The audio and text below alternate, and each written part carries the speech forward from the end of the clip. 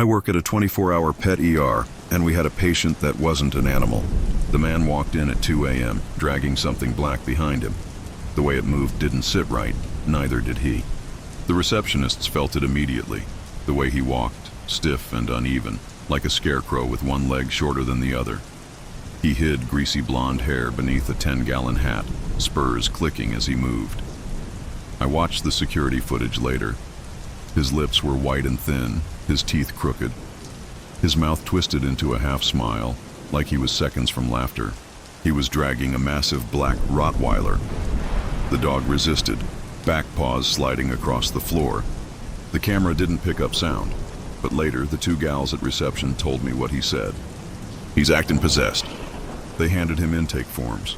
He hobbled back to a bench, and I watched through the lens as another client, a woman holding a cat carrier, subtly slid a few seats away. I looked up his paperwork. The address led to a warehouse in Tennessee, 3 states away. The name seemed fake too. Keaton Scruggs. No records, no online presence, but the dog's name, Mutt. That was the only detail I believed. You might wonder why I checked. It's not standard protocol. I don't usually do this. But the events of the last few nights led me to my search. When he handed the paperwork back, he sat down again, dragging the dog with him like a sack of flour. He leaned against the wall, arms folded, eyes fixed ahead. He barely moved, like a corpse propped upright. His dog didn't move much either, just sat there, waiting. We see a lot of characters here, some genuinely kind folks too, but this man, something about him was wrong. I stepped into the lobby to bring him into an exam room. It took him a second to register me, like he was in a trance, and then the smell hit me. Stale cigarettes, gas fumes, and beneath that, something worse, a rotten, greasy stench that clung to the air. The dog sat still, vacant, a husk. It was like someone had lobotomized it. As it stood there, drool began dripping from its mouth, pooling on the floor. I introduced myself and got to work. "So what's going on with Mutt today?" Keaton didn't answer right away. His eyes drifted to the ceiling, like he was watching something flutter above us. "Oh, he just ain't acting right. He ain't been eating much." This is usually where clients start rambling. Some could go on for hours if you let them. But he was done, still staring at the ceiling through those dirty locks of hair. When I knelt to take the dog's heart rate, the second my fingers touched its skin, a wrongness crawled into me. That tingle before lightning strikes. That creeping dread when something awful is about to happen.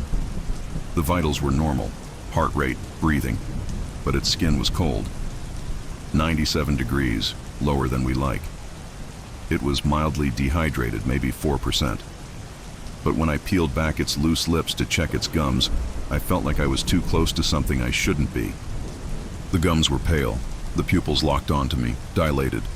It wasn't growling, no hackles raised, just watching, like it was restraining itself. That feeling of unease was sickening. "Don't turn your back on him," the man said. I paused mid-turn. "Excuse me?" "If you're gonna walk from him, do it facing. Otherwise, something bad might happen." I exhaled sharply, irritated. He'd watched me get close to the dog, lean in, listen to it. Yet now he decided to warn me it was aggressive. I liked this situation less and less. The man, the dog, the way this whole thing sat in my gut like spoiled food. I backed away, facing the dog. It watched me, intently, like I was prey, like I was meat. A few moments later, our on-site emergency veterinarian, Dr. Harcum, came in. Old school, no nonsense. He and Keaton exchanged few words. The vet recommended blood work and an overnight stay with an IV fluid drip. The dog needed warming up too. Keaton never lost that dumb smile, that half-cocked grin, like something was hilarious. But he nodded, accepted the treatment plan. We went to take the dog into the back treatment area. I slipped a muzzle on, of course. And that's when I noticed it. It wouldn't walk. The owner had dragged it behind him earlier, but now, it wasn't lethargic. It was choosing not to move. I had a larger male staff member, Ryan, carry the dog for me. As he picked it up, he glanced at me. We didn't exchange words, but I knew he felt it too. Not just the dog, the air. When we went to draw blood from its jugular, it didn't even react. Ryan held the dog steady, hands firm on either side of its head, jaws up. The needle slipped in. The syringe filled. The blood was cold. I ran it through the machines. Just mild dehydration, some elevated lipase hinting at pancreatitis. No infection, nothing to explain why it was so cold. We placed it into a heated kennel, tucked it in with blankets, hooked up the IV catheter. I was relieved when Keaton left. That was 3 days ago. That night was quiet, rare for an emergency hospital. We had another dog kenneled 2 spaces down from the Rottweiler, a cattle dog that had undergone emergency laparotomy. It had been doing fine. Normal vitals, good appetite, responsive. 2 hours later, I checked on it, and the cattle dog was dead. It had torn open its own incision. Somehow it had gotten its cone off, and it had attacked itself, not licking, not nibbling, mutilating. Even when coils of intestine unfurled from its abdomen, it had kept biting at those guts, like they were coiled snakes and he was killing them. The dog was slouched over, head limp against the floor. The blood ran in bright ribbons, swirling toward the kennel drain behind him, which slurped up the blood greedily. The kennel was a bloodbath. It streaked the walls, spattered the ceiling. His intestines had leaked bile and partially digested sludge. The cattle dog's eyes were vacant orbs, glistening in the light. I stood still for a moment, taking in the horror, the violence, and 2 kennels down, Mutt, sitting, watching, fluid drip running, heater humming, lips curled back, not panting, not whining, just smiling. His eyes reflected the fluorescent light, and for one sickening second they looked almost human. Calling that cattle dog's owner was one of the hardest things we've ever done. Dr. Harcum made the call, but I heard every word, every choked sob through the thin walls of our office. The owner didn't just cry. They wailed. I'd seen plenty of death in this job, but this was different. This wasn't bad luck. Something else had its hands in this. The mood in the hospital shifted. In all my years, I'd never seen a dog unzip itself like a gym bag and spill out its intestines. Each time we walked past Mutt's kennel, his head turned slowly to follow. Each bloody towel, each mop bucket. Every time we passed that black body bag, the cattle dog-sized bag, zip-tied and labeled, Mutt watched. That night was quiet, but it didn't feel like a break. It felt like the storm waiting to hit. At some point, hours after the cattle dog's death, I heard the steady beeping of a monitor from the kennel ward, the IV pump hooked up to Mutt. I didn't want to go, but I did. I brought Ryan. We slipped the muzzle over Mutt's head easily. Too easily. He didn't resist, didn't flinch, just let it happen. His eyes followed the movement of our hands as we buckled it snugly behind his head. Only his eyes moved. 2 dark orbs, watching, digesting. The dog had kinked the IV line beneath its paw. We moved it aside, smoothed it out. That should have been it, a simple fix. But as we turned to leave, the light above his kennel flickered. At first, just a slight flicker, barely noticeable. Then it sputtered, dimmed, and cut out completely. The kennel dropped into shadow. Ryan and I froze.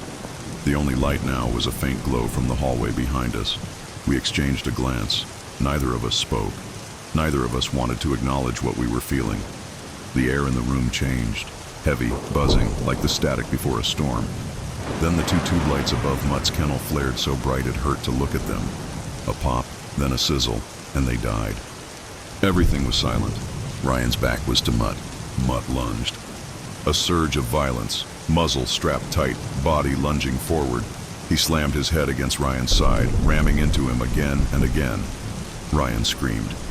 The dog was silent, except for the mechanical snapping of his jaws, working beneath the muzzle, spittle flying. Ryan twisted, trying to stand, but the sudden attack had taken him off guard. I reacted without thinking, threw open the kennel door. Mutt rammed into Ryan again, harder this time. The sheer force knocked him off balance. Ryan writhed around to grab at Mutt. The moment he faced Mutt, the dog stilled. It stood there silent, watching, bathed in the new darkness. Something was wrong with this dog, not neurologically, something deeper. It felt intelligent. It felt calculating. It felt evil. Ryan was shaken and so was I, but we didn't talk about it. We just got out of there. The rest of the night passed without incident. I focused on my other cases, a Chihuahua with pneumonia, a Persian cat having low-grade seizures, a tabby with proprioception deficits. I went through the motions, but my mind was elsewhere. Ryan seemed dazed, like something fresh had broken inside of him. It wasn't just shock, or trauma, or fear. It was more profound than that. I left for the night still shaken. Ryan didn't even wave goodbye. I chain-smoked cigarettes in my car before driving home, flicked the butts out the window. My hands were shaking the entire ride. And when I finally collapsed into bed, I pulled my pistol out of my purse and slipped it under my pillow. And as the sun crept over the horizon, my dreams were wrong. I dreamed of a black face snarling in the dark, leaning in, sniffing. Eyes like hollow pits, endless swirling voids. Teeth sinking into my flesh. Not a bite, not an attack, but a slow, deliberate pressure, easing into my skin. When I woke, my sheets were damp with sweat. When I came in for my shift that night, I felt a deep sense of disappointment the second I walked past Mutt's kennel. He was still there, heater purring, eyes following. The lights above his kennel were still blown out. The ones beside them had started to flicker. Ryan called out sick, said he'd been throwing up since the night before. I had a feeling there was more to the story, but I didn't have time to dwell on it. I shot him a text wishing him well. He read it, didn't reply. And that sinister, eerie man who called himself Keaton? His phone went straight to dial tone when we tried calling for a case update. He wasn't coming back. He'd paid half his bill up front in crisp old $100 bills. We weren't getting the other half. The night was busier. I told my manager we shouldn't put any other dogs in that ward, but we didn't have a choice. Our small animal ward was on the other side of the building, but for the larger dogs, they had to go there. We admitted a Great Dane with liver disease. There was nowhere else to put him. So I placed him in the kennel farthest from Mutt, 2 down from the cattle dog that had ripped itself apart. When I went back to check on them 10 minutes later, I stopped cold. Mutt's kennel was wide open. The latch was undone, the door swung open. He wasn't on fluids anymore. No pump to beep, no leash, no sign of how it had happened. Just him, sitting at the threshold, staring, slack-jawed. I shut the kennel, latched it securely, left the room, came back with 2 plates of food. Immediately I felt nauseous. The kennel was open again. I hadn't heard a sound, hadn't seen the door move. The only way to unlatch these kennels is with hands, with opposable thumbs. I slammed it shut again, this time locking it with a makeshift carabiner clip. I slid 1 plate of food under each kennel. Low fat for the Dane, critical care for Mutt. I was walking away when I heard it. A sound that froze me. Not a growl, not a whine. It sounded like someone trying to speak through a mouth full of water, like a deep male voice gargling on words before spitting them out. A dog trying to talk. I turned. Mutt sat there, watching, silent now. Something tingled in the air. But the Dane had begun to cry. His plate of food lay spilled across the kennel floor. His hackles were raised, his body pressed against the back wall, eyes flicking toward the ceiling. He was feeling something deep and inexplicable. I felt it too. When I reached for the kennel bars, the crying stopped. The Dane's body trembled, then his whimpering changed, deepened, a low, eerie sound, like a tornado siren. Then it stopped altogether. The dog went still, too still. Then, all at once, he attacked his own leg. Not chewing, not licking, ripping, breaking, deep pulverizing bites. Bone cracked. Blood spattered the kennel floor. It wasn't a dog in pain. It wasn't a dog in distress. It was something else. Something destroying itself with purpose. I couldn't go in there. If I did, he'd likely redirect onto me, send me to the hospital. I turned and ran, shouting for help as I sprinted through the clinic. Dr. Harcum and 2 other techs, Angie and Denise, came rushing out of an exam room at the sound of my frantic screaming. I grabbed a rabies catch pole. The Dane was still going. The flesh of its leg hung in shreds, barely attached. Blood spurted like shots from a water gun, pulsing in rhythm with its heartbeats from a severed artery. I slipped open the kennel and looped the catch pole around its neck, tightening it hard, wrenching its head just enough to stop it from lunging. It snapped at the air, frantic but no emotion behind it. Then it latched onto the metal pole, not out of panic, not out of rage, out of a bizarre corruption of instinct. The sound was unbearable, teeth breaking against metal, splintering, shattering. The flesh of its leg was nearly gone, just a ragged mess of meat and exposed bone that flapped as it chewed at the metal. I saw part of a fractured canine fall out of its mouth. The catchpole was bloody, dented but holding firm. The dog was weakening by the time Dr. Harkham arrived, slumping over in the pile of its own blood. By the time we managed to inject a sedative, it was too late. The blood loss was too severe. The Dane fully collapsed to the floor, body twitching, biting. All at once, its eyes glazed over and it went still. Out of the corner of my eye, I saw Mutt, lips pulled back in a snarl, smiling. "When is that fucking dog going to leave?" I snapped, pointing at him. Dr. Harkham shot me a sharp look. His white coat was streaked with blood. His eyes were dark, hollowed with exhaustion. "Something is wrong with it," I insisted. "With him. All I see is a dog who just mutilated itself in our care."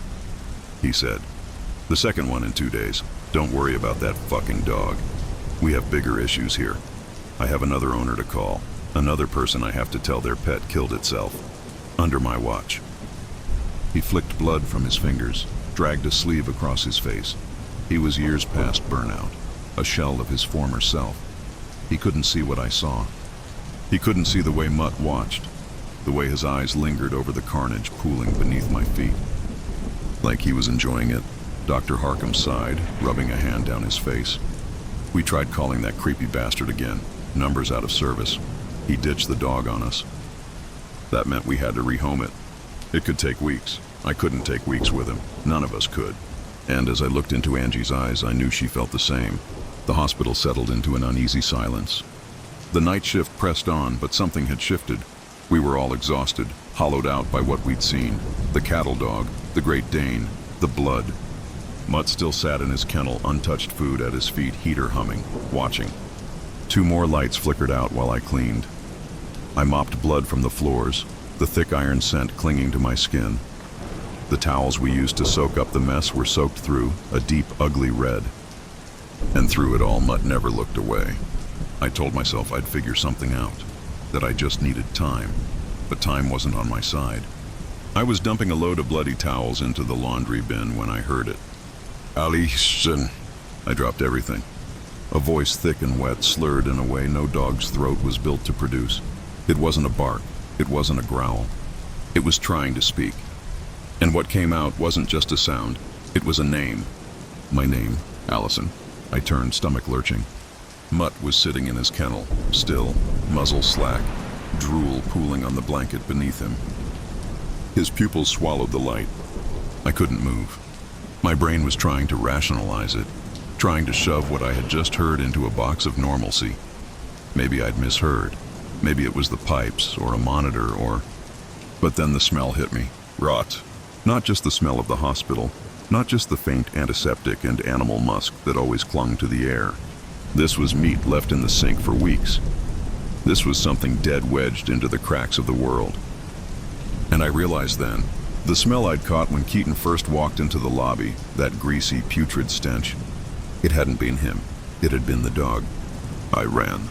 I grabbed the blankets off the floor, shoved them into the laundry bin, and bolted. My hands shook as I crammed the lid shut. My pulse was a hammer in my ears. "Don't turn your back on it." The memory of Keaton's words crawled down my spine like a cold hand. He's acting possessed. I knew what Mutt had tried to do to Ryan. I knew what he wanted to do to me. And now I knew I wasn't waiting for him to act. I was going to kill him. I kept my head down the rest of the shift, biding my time.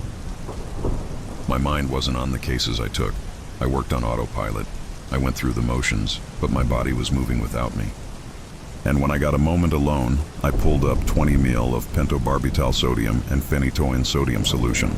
Utasol, the sparkling pink liquid we use to put animals down. I took enough to kill a dog twice Mutt's size. There'd be a discrepancy in the controlled substance log, but I could smooth it out over the next few weeks. A couple of slightly higher doses on euthanasia cases, logged with enough time between them and no one would notice. I locked the cabinet, slid the syringe into my pocket. I was committing a crime, breaking DEA laws. I could lose my license, my career, even end up in jail. But deep in my bones, I knew one thing. That thing in the kennel. It needed to die. The next morning, when I arrived for my shift, the hospital was heavy with grief. Everyone was crying. Ryan was dead. He'd taken his own life in his trailer sometime after leaving work. No details, no explanation. Just gone. The police had come by to inform us. They didn't stay long. Didn't need to. I knew then. It cemented in my mind what had to be done. I don't know how, but I knew. I didn't wait. I worked through the grief, through the horror, pushing it all into a place I'd deal with later. I waited for the right moment, a lull between shift changes when staffing was light. I approached Mutt's kennel. His head was cocked, eyes tracking me. He looked almost expectant. I opened the kennel door and slid the muzzle over his face quickly. My hands moved with a sharpness I hadn't felt before. I yanked the straps too tight. My pulse was steady.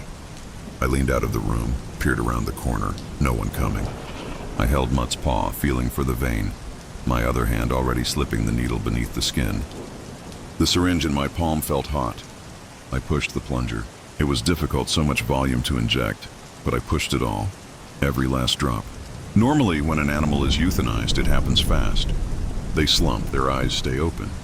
Their bodies give up. Mutt didn't move. I could have killed a human with this much euthasol, but he just sat there. I stared at him, heart pounding, my breath coming sharp. They usually pass away before the syringe is empty. Their bodies relax, their eyes go distant, the tension of life slipping from them like a sigh. Mutt's body stayed rigid, his breath steady. The drug should have shut him down immediately, but his muscles held, his head remained lifted, eyes locked onto mine. A chill crawled up my spine. This dog should be dead. Then the hallway lights flickered. One by one the bulbs sizzled out, plunging the kennel ward into darkness. The air thickened, heavy with the weight of something unseen. The heater stopped. The only glow came from the exit sign at the far end of the hall, casting a weak green wash over the kennels. The shadows twisted around me. I couldn't move. The door to the kennel slammed shut behind me. My breath hitched. The silence was absolute. The only sound was the slow, wet rasp of Mutt's breathing. I could feel him in the dark, the weight of his presence sinking like teeth into my skin. Then, "Alice," the voice came from the kennel, thick, gurgling, wrong. A sound like a dog learning to speak, like a throat filled with crunching gravel, trying to shape words. The vowels stretched, dripping with something slick and inhuman. My stomach lurched. I reached for the latch, fingers fumbling, but my hands were slick with sweat. My breathing was too loud. The darkness pressed in. The rot smell thickened, crawling up my throat. Then I felt it. A cold, dead hand closed around my ankle. I choked on a scream. My body jolted as something gripped me, nails pressing into my skin, curling against the fabric of my scrubs. The air turned electric, static snapping against my skin. I turned and ran. The door gave way beneath my shoulder, and I burst into the hallway, feet pounding against the tile. Behind me, I heard the kennel door smash open. The sound of paws, heavy and fast, hitting the ground. He was coming. I sprinted blindly through the dark, my shoulder slamming into the wall as I searched for the door handle. My fingers scraped smooth wood, no knob, no latch, just cold, endless surface. Paws pounded closer. No growling, no snarling, no warning. Just movement. A freight train of silence barreling toward me. I spun, pressing my back against the door. The darkness was absolute, thick and suffocating. The emergency lights had died, swallowing the building in shadow. But I could hear him, breathing. Slow, wet, thick with something I couldn't name. Then, a whisper of movement, so close I felt the air shift. I bolted down the hall. No thought, no plan, just instinct. My body moved.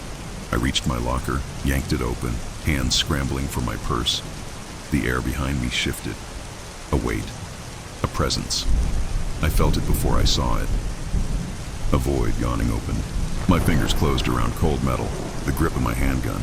I turned, raised the barrel, and fired. The first shot lit up the hall like a camera flash.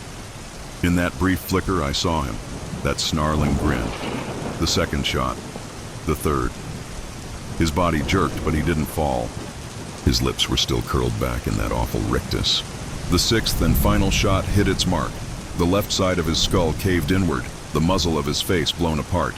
His jaw sagged open, tongue limp. And even as he fell, his head twitched. A violent, unnatural snap of movement. A thick, wet pop echoed down the hall. He swayed. Then finally he dropped. I stood there, gun trembling in my hands, ears ringing. The darkness still pulsed around me, thick and heavy, pressing in from all sides. Then footsteps, shouts, voices. Someone grabbed my arm, yanking me back.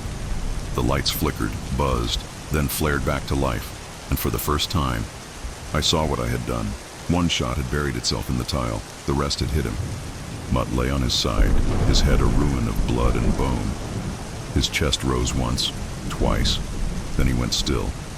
The bite muzzle was missing. He must have pulled it off somewhere during the chase. I didn't move. The hospital swarmed with people. Cops were called. Questions were asked. I barely registered any of it. They took me into the back office, my hands still shaking, my ears still filled with phantom echoes. I knew what I had to say. I knew how to frame it. Self-defense. I played the part well. The police let me go. Mutt was wrapped, bagged, stuffed in our freezer, waiting for cremation. I took time off work, spent days in silence, trying to erase the memory of that voice. It didn't work. The morning I was supposed to return for my shift, I got a phone call. Blocked number, I answered. Slow, shaky breathing filled the line, then a laugh. Low, drawling, thick with something I couldn't name. A mouthful of tobacco chew, or blood. You shouldn't have killed it, little lady. Keaton. His voice slithered through the speaker, curling like a snake around my spine. His laughter built, rising, filling the silence. You've just gone and made things so much worse. And as the laughing turned into hollering, the line clicked dead. I sat there, phone pressed to my ear, staring at nothing. His words sank into my bones. Gone and made things so much worse. My first thought was confusion. How did he get my number? My second thought was frantic. Those words struck a chord deep inside my marrow. He said I'd made things worse. And for some reason, deep down in my soul, I believed him.